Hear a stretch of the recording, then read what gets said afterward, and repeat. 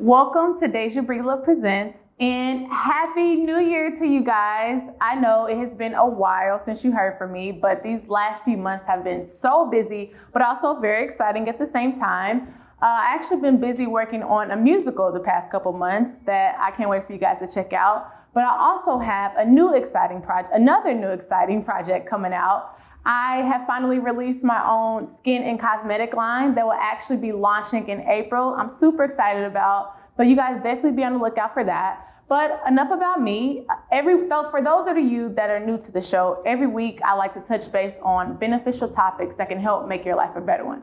So today, in honor of Black History Month, my guest today, his name is he goes by the name of Rio Sirah, and he is actually a graphic designer. He is an artist and also an NFT creator. So we're gonna get to know him a little bit more and also hear about his journey and what he's up to. So Rio, nice to meet you. Good to be here. Yes, thank you so much for joining me. No doubt. Yes, how are you doing? I'm doing extremely well, blessed on high, doing what I'm supposed to do all the time. That's what I feel. That is amazing. I'm feeling the whole outfit. I like the hair, the whole look's pretty dope. Well, I just wake up and I say, hey, this is what I'm gonna do, and I go outside. It's not even planned. I just do it because what I feel. Nice. Okay. Well, like I said, thank you for joining us. But enough about me. Tell me a little bit about you. Tell me about all that you do and where are you from? So I am originally from Mississauga. That is Mississippi, Alabama, Chicago, all combined. Okay. It's challenging for me to say one without saying the others because all of them helped raise me. Okay. And what I do is I am a graphic designer, I'm a body painter, I'm an artist, canvas artist. And I got into the profession of doing all these things simply because as a child, I was always very enthusiastic about my father's paintings. And as my mother recalls it, she said, I would cry because I couldn't paint like my father. So that kind of started the impulse of becoming an artist, creating, and then having all these environments of living in those three places affect my artwork. That's awesome. So you were born in Alabama. Born in Mississippi, raised in Alabama, and partly Chicago. That's awesome. Okay, so how did you become an artist and a graphic designer? Because I saw a lot of your paintings, and you have some really amazing paintings. Well, first of all, thank you. Yes, no problem. Second of all, that came out of necessity. I started off with pen and pencil, doing comic books, video games, drawing little video game characters, and then that grew into graphic design because, people were hiring. Well, when you have no job and you're working the job using your craft to get the money, and people are like, hey, I need a flyer or a business card or a brochure, you're like, I can do it, and they're gonna pay you to do it. You find a way to, become that artist that you need to be. So that's how I became a graphic designer. People needed flyers and posters. Wow. I created it for them, and then it just kept growing from there. That's amazing. Okay. So in honor of Black History Month, Rio has came up with a NFT series called the Metaculture Project? Metaculture Project, okay. And that features a collection of Black historical figures. Correct. Awesome. So for those that are not familiar with NFT, including myself, could you tell us a little bit about what NFT is exactly and how did you come up with this concept? All in one swoop, I'm gonna say this first and foremost, happy Black Future Month, because that is the reason I created the Metaculture series, because I felt like we have highlighted so many aspects of our trauma when it comes to Black history that we need to highlight the aspects of ourselves that are inventors, creators, conquerors, kings, queens. So I'm calling it Black Future Month from this point until the rest of the world ends. Wow. So NFTs are non-fungible tokens. So what that generally means is it's a one-of-a-kind unique piece that cannot be traded for the same item. Like I can take a $10 bill, and you can give me 2 5s to get the same equal value. Yeah. But you can't do that with an NFT. Once you create it, it's one of one. Okay. So you can't duplicate it. You cannot duplicate it. Wow. So once it's been created by you, you are the owner of it. I like to express to people that an NFT is just simply customizing value. Like if you could make your own $100 bill, how would it look? Wow. So that's kind of what I'm doing with the entire NFT series. And Metaculture came from pretty much me saying, look, we're going to push the reset button on the culture. There's no reason why an artist and a musician and a painter and a dancer and an actor could create such masterful pieces and they own barely none of it.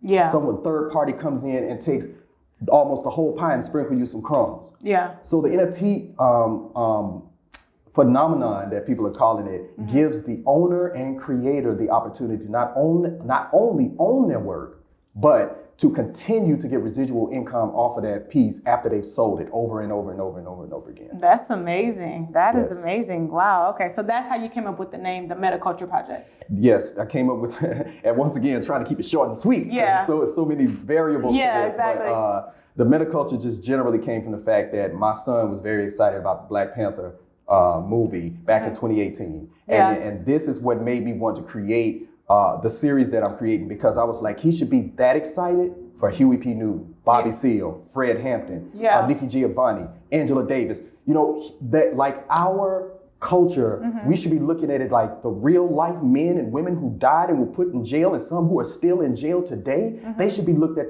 as the superheroes, not some fictional character that somebody else reimagined through a real life person. No diss to the Black Panther, because I love the movie. Yeah. But like real people who made real people who made history and whose lives we are still benefiting from to this day because of the inventions and stuff that they created. Whose legacies live on. Yeah. That's amazing. Okay, so what would you say the purpose of NFT is, and how would you say it will benefit the culture by people purchasing these? I say the benefit, I kind of go back to what I said earlier. One of the main benefits is that the owner and the creator are the same person. Okay. You know what I'm saying? Yeah. How this particular community can govern how the NFT is made, how the NFT is sold, how much they get back from it. Like all of it is back in the hands of the controller. I think that's very important for the culture. Yeah. We don't teach ownership. We teach going to go work for a job or go work for someone else until we get to where we want. And then we end up walking down a path of either creating what we want to create, but somebody else owning it, or not creating what we want to create because we're working a job and working underneath someone. Right, working underneath someone. So that's how I think that this particular project can help the culture. That's amazing. Okay. So why would you say you chose the figures that you chose, and what would you say as a whole they actually contribute to history? Could you name a few of the people you actually recreated? Yes, for one, Toussaint Louverture, who was a Haitian revolutionary who gained Haiti their independence and ran the French and the European influences out of the country. Katherine Johnson, who was also a mathematician who calculated the coordinates that NASA needed for the mission to Mars. Wow. Marion Croak, who was responsible for the voice response that your phone does whenever you speak to your phone, and it responds and calls. That is the creation of Marion Croak. Wow. And it's funny because I've never heard of her. And you don't hear about a lot of these people. Exactly. And that was another reason that pushed me to do it, is because there are a lot of African Americans who have not been given, I think, they've given us a bit of light, but not as much as I think they should when it comes to Black Future Month, where we already know Martin Luther King, we already know Malcolm X, and we already know Rosa Parks. Yeah. So we need to add on to that by speaking of people like Jack Johnson, who was another one who played no games in the ring. Every person that stepped in the ring, he whooped their behind. And I agree to follow that. It's so many people Black historical figures who've made a difference in the world that they don't get mentioned. Like you said, people just know about Rosa Parks or Maya Angelou, or just, you always hear the same people, but it's so many people out here who invented a lot of things that we aren't aware of. So I think that's amazing what you're doing, and you're actually bringing it to society's attention that, hey, you need to be aware of this. Exactly. Yeah, that's amazing. So why would you say I'm sure there's additional, but for those two specifics, why did you choose those, or feel like that you want to include those two people in your series? Number one, because when I read their story, immediately I felt a great sense of confidence, something that made me want to look forward to Black Future Month every year, which another thing I'm saying is Black Future Month is going to be every month. About that. But it made me full of pride and confidence, and it made me want to read more, and it made me want to research other people, and from their stories, it just made me feel empowered. That's amazing. And I want the children It's the main thing. I want the children to feel this. I have a son. Yeah. I know people that have children, man, and that when this time comes around, they need to be able to feel like, yo, these are things that have happened in the past. It makes me know that I can do something even more powerful, even more greater, because ownership is the name of the game for me. Yeah, that's amazing. And how old is your son? 9. Aw, just turned that. Oh, that's amazing. Okay, Right. nice. Okay, so how can people get access to these collections, and how much would you say they cost? Right now, people can get access to this collection by simply following Metaculture NFT on Twitter, as well as following Rio Sirah artists on Twitter and following Metaculture NFT on Discord. So that's how they can find out how to get to the collection. If you're smart enough and you're resilient enough to do that, then you'll get an idea of what you can do to own one of these pieces. The floor price for these pieces will start at $300. $300. Okay, yes. That's amazing. And I will also attach that to the bottom of the screen so you guys can have a direct link to Rio and check out his things. So like I said, thank you so much for joining us and spilling all that. You dropped a lot of gems today that, we need to be on the lookout for. So what can you say we have coming up for Rio? Like, what can we be on the lookout for?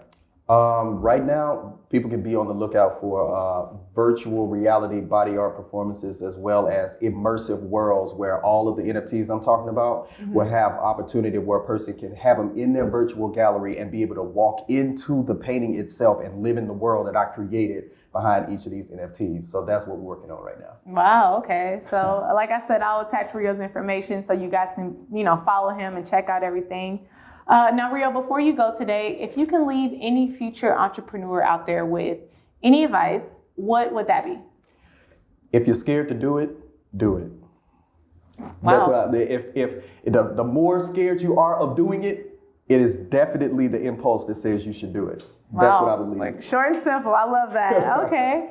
Now, tell everybody before you leave, where's the best place to reach you? Right now, the best place to reach me is Instagram. That's rio.sirah, Sirah spelled Sirah. And Twitter.